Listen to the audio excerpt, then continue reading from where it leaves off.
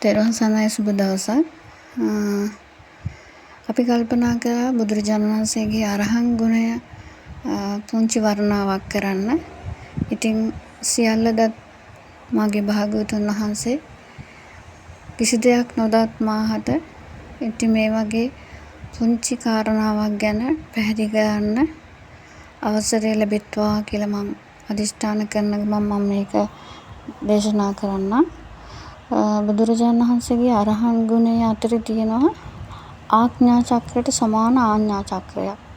ලෝකයේ කිසිවෙකුටත් මේ ආඥාව පනවන්න බෑ. ඒ කියන්නේ දෙවියෙක්, බමුණෙක්, බ්‍රාහ්මණයෙක් කිසිම කෙනෙකුට මේ ආඥාව පනවන්න නැති බලයක් බුදුරජාණන් වහන්සේට තියෙනවා. ඉතින් කිසිම කෙනෙකුට යටත් නෑ මේ බුදුරජාණන් වහන්සේගේ ආඥා බලය. සමහර වෙලාවට අපිට මෙහෙම හිතන්න පුළුවන්. මේ දැන් රටේ රජ කෙනෙක් ඉන්නවනේ. රජ කෙනාට ප්‍රදේශ කීපයකට තමයි ආඥාව පනවන්න පුළුවන්. ඒ වගේම තමයි චක්‍රවර්ති රජ කෙනෙක් ඉද්දි එයාට පනවන්න පුළුවන් දීප 4කට ඒ වගේ ප්‍රමාණයකට. ඒ භාග්‍යවතුන් වහන්සේගේ ආඥා බලය කෝටි ලක්ෂ සක්වල පවත්වන්න පුළුවන්. ඒබඳු විශාල ආඥාවක් කිසිම කෙනෙකුට පනවන්න බෑ. බුදුරජාණන් වහන්සේ ආඥා චක්‍රය ඉතාමත් බලවත්. අන් කිසිම බලයකින් උන්වහන්සේගේ ආඥා බලය මඩලන්න බෑ. රජුන්ගේ අනතකන පිරිසක් ඉන්න පුළුවන්. ඒ පිරිසට හැංගිලා ඉන්න අතරේ ඒගොල්ලන්ට කවදාකවත් දඬුවම් ලැබෙයි එයාලා මොන ගැසුණු දවසක එහෙම. ඒත් බුදුරජාණන් වහන්සේගේ ආඥාව කවුරු හරි කෙනෙක් රහසින්වත් ඒක ආඥා බලය ක්‍රියාත්මක කරන්නේ නැත්නම් ඒ කෙනාට විපාක ලැබෙනවා. සමහර විට උන්වහන්සේගේ ආඥාව කඩකල ඒ මොහොතේ මෙයාට විපාක ලැබෙන්න පුළුවන්. උදාහරණයක් විදිහට සච්චක බමුණ බුදුරජාණන් වහන්සේත් එක්ක විවාදයට එනවා. මේ විවාදයට එන අතරේ බුදුරජාණන් වහන්සේ සච්චක බමුණගෙන් ප්‍රශ්නයක් අහනවා. හැබැයි සච්චක බමුණට දැනෙනවා මම මේ ප්‍රශ්නෙට පිළිතුරු දෙන්නොත් එහෙම මට අවාසි වෙනවා කියලා. එයා ඒක නිසා පිළිතුරු නොදී තුෂ්ණිම්භූතව අහගෙන ඉන්නවා. ඊට පස්සේ බුදුරජාණන් වහන්සේ ප්‍රශ්නෙට 3 වරක් පිළිතුරු දෙනකම් බලන් ඉන්නවා. හැබැයි දෙන්නේ නැහැ. ඊට පස්සේ බුදුරජාණන් වහන්සේ දේශනා කරනවා. බුදුරජාණන් වහන්සේ මෙහෙම 3 පාරක් වෙහෙසට පස් කරපු නිසා ඒක බුදුරජාණන් වහන්සේ මේ දේශනා කරනවා ඔහුගේ හිස සත් කඩකට පුපුරනවා කියලා. ඉතින් මේ වගේ බුදුරජාණන් වහන්සේ දේශනා කරලා කියනවා. ඒ වගේම තමයි බුදුරජාණන් වහන්සේ භාග්‍යවතුන් වහන්සේ බුද්ධත්වයට පස්සෙලා මේ මුල් කාලයේදී පැවිද්ද ලැබුණේ එහි භික්ෂු භාවයෙන්. ඉතින් ඒක නිසා බුදුරජාණන් වහන්සේට ආඥාවක් පනවනවා එහි භික්ෂු භාවයෙන් පැවිද්ද ලබා ගන්න. ඊතා බල සම්පන්න හේතු සම්පන්න ගිහි කෙනෙක් කියලා බුදුරජාණන් වහන්සේගේ ධර්මය අහලා සවන් දීලා ධර්මයේ කෙලෙස් ප්‍රහාණය කරලා පැවිද්ද ඉල්ලද්දී ඒක ඉබේම ලැබෙනවා පැවිද්ද. ඒ කියන්නේ අර ගිහි භාවයේ අතුරුදහන් වෙලා පැවිදි වෙලා තුන් සිවුර පාත්‍රය පරවගෙන ඒ පැවිදි වෙච්ච උතුමන් වහන්සේ රහත් භාවයට පත් වෙන. ඒ බඳු බලයක් බුදුරජාණන් වහන්සේ ඇර වෙන කිසිවෙකුටත් නැහැ. බුදුරජාණන් වහන්සේගේ ආඥා චක්‍රය ලෝකයේම යහපත පිණිස සැපය පිණිස විතරයි පවතින්නේ. ඉතින් ඒක නිසා ඒ ආඥා බලයටත් අරහන් කියනවා. ඒ වගේම අනාදිමත් කාලයක් පටන්ම නොනැවතී පෙළෙමින් එන මේ සංසාර නැමැති රෝදේ ගරාදි තියෙනනේ. ගරාදි සියල්ල විඳින්න දමා ඉදිරියට යන මේ සංසාරයේ පොහොරුටි නැති කරපු බැවින් සංසාර ගම අවසන් කළ බැවින් අරහන් කියලාත් කියනවා.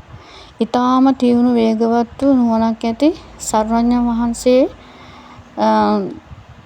තනක කිසිම පැකිලීමක් කැනහිටීමක් නැතුව උන්වහන්සේට ඕනම තැනක ධර්මයේ දේශනා කරන්න පුළුවන්. ඒ උන්වහන්සේ දේශනා කරන ධර්මයේ අසන කෙනාට එයා කොහේ කොතන හිටියත් ළඟ හිටියත් දොර හිටියත් සතර භාගයේ හිටියත් සතර දිශා හිටියත් කොහේ හිටියත් එයා මේ ළඟ ඉන්නවා වගේ ඉතා පැහැදිලිව මනහර ලෙස මේ ධර්මය අසා ගන්නට පුළුවන්. ඉතින් මේක කිසිම ශ්‍රමණයෙකුට බ්‍රාහ්මණයෙකුට දෙවියෙකුට බ්‍රාහ්මණයෙකුට කිසිම කෙනෙකුට මේ වගේ ධම්සක් සූත්‍ර පවත්වන්න බෑ. ඉතින් ඒකේ මුල් හිමිකරුව බුදුරජාණන් වහන්සේ. ඉතින් එවන් බුදුරජාණන් වහන්සේ කෙනෙකුට අරහන් කියලා කියනවා.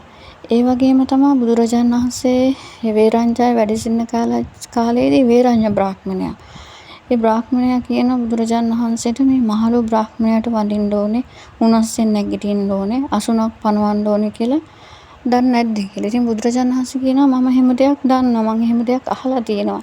හැබැයි මම කාට හරි මේ විදිහට වැඳීම හෝ උණස්යෙන් නැගිටීම, අසුන් පැනවීම සිදු කරොත් ඒ ශ්‍රමණේකට බ්‍රාහ්මණයෙකුට දෙවියෙකුට මම විසින් වැන්දොත් ඒ දේවල් කරොත් එයාගේ හිස අර තල් ගහේ කරටියේ හිඳින්නාක් මෙන් එයාගේ හිස සිඳිලා බිඳිලා යනවා. ඉතින් ඒක නිසා බුදුරජාණන් වහන්සේට අරහං කියලාත් කියනවා. ඉතින් උන්වහන්සේට අරහං ගුණය ලැබෙන්න හේතුව තමයි උන්වහන්සේ බුදුරජාණන් වහන්සේ මේ සකල ක්ලේශයන් දුරු කරපු නිසා. උන්වහන්සේ බෝධිසත්ව අවදීදී කෙලෙස් ටිකෙන් ටික ප්‍රහීණය කරාට පස්සේ බුද්ධත්වයට පත් වෙනදා උන්වහන්සේ මේ සකල කෙලෙස් ප්‍රහීණය කළපු නිසා අරහං කියලා කියනවා. ඉතින් එහෙම තථාගත බුදුරජාණන් වහන්සේගේ අරහං බුදු ගුණය දිහා බලලා අපිට පුළුවන් අපේ ක්ලේශ ධර්මයන් ටික ටික මැඩ ගන්න. අපිත් මේ සංසාර ගමනේ දුකක් හැම මොහොතෙම දුකක් කියන හිතන මේ සංසාර ගමනේ අපි ඊටමත් භාග්‍ය සම්පන්න මනුෂ්‍යාත්මයක් ලැබිලා තියෙන මේ මොහොතේ බුදුරජාණන් වහන්සේගේ ධර්මය මුළු දස දිසා පුරා ඇසෙන මේ මොහොතේ ඊටා භාග්‍ය සම්පන්න ස්වාමීන් වහන්සේලා මේ ධර්ම දේශනා කරන මොහොතේ අපි ඒ ධර්මය ශ්‍රවණය කරලා ඒක අත්හදා බලලා භාවනා කරලා ඒ ක්ලේශය ප්‍රහාණය කරගෙන බුදුරජාණන් වහන්සේ දේශනා කළ ඒ මාර්ගයේ යන්න ඕනේ. ඉතින් ඒ මාර්ගයේ යන කෙනෙකුට තමයි බුදුරජාණන් වහන්සේගේ ශ්‍රාවකයෝ කියන්නේ. ඉතින් ඒක නිසා අද දවසේ මේ අරහං ගුණ බලයෙන් ඔබ අප සෑම සිල් දෙනාට කෙලෙස් ප්‍රහාණය කරගන්නට මේ සිතුවිල්ල හේතු වාසනා වෙත්වා කියලා ප්‍රාර්ථනා කරනවා. ත්වන් සරණයි.